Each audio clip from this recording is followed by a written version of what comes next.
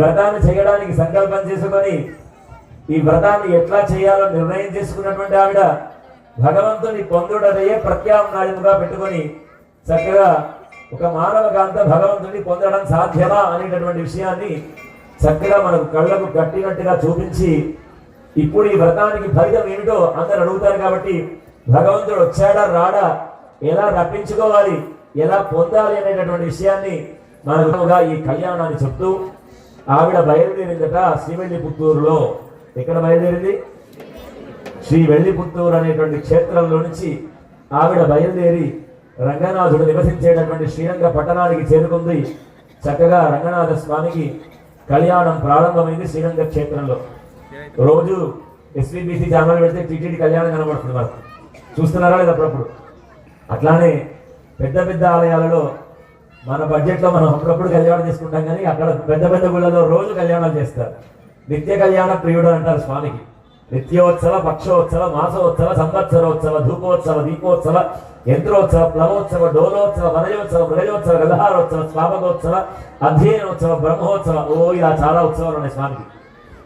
ఇలా రోజు జరిగే ఉత్సవాలు వేరు, వారానికి జరిగే ఉత్సవాలని వారోత్సవాలు అంటారు, 15 రోజులకు జరిగితే పక్షోత్సవాలు అంటారు, మాసానికి జరిగితే మాసోత్సవాలు అంటారు, 6 నెలలకు జరిగితే షణ్మాసోత్సవాలు అంటారు.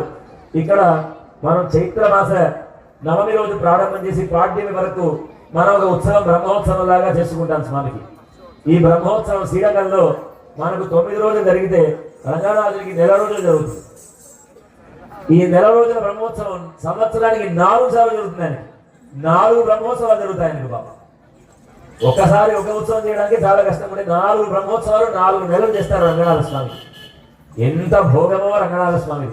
365 రోజుల్లో 335 రోజులు ఉత్సవం స్వామి. 1 నెల రోజులు అలసిపోతాడు ఇంకా లేకుండా బాబునాథని. ఇప్పటికి చాలా చేశారు, ఒక 1 నెల రోజులు అదిగితే మళ్ళీ సమాయత్తం అవుతాను అనుకుంటాడు స్వామి. 335 రోజుల ఉత్సవం ఉన్నటువంటి క్షేత్రం. అటువంటి క్షేత్రంలో నిత్య కళ్యాణం స్వామికి.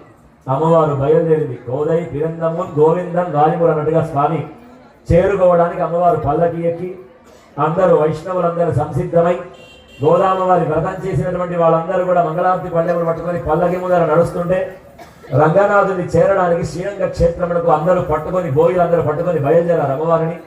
ఆశ్చర్యం ఆశ్చర్యం, ఒక మానవ కాంత భగవంతుని వివాహం చేసుకోవడం సాధ్యమా అనేటటువంటి విషయంలో సంశయంగా ఉన్నటువంటి వాళ్ళందరూ కూడా బయలుదేరారు. అమ్మవారు చక్కగా శ్రీరంగ పట్టణంలోకి ప్రవేశం చేసింది. చెప్పండి ఒకటి.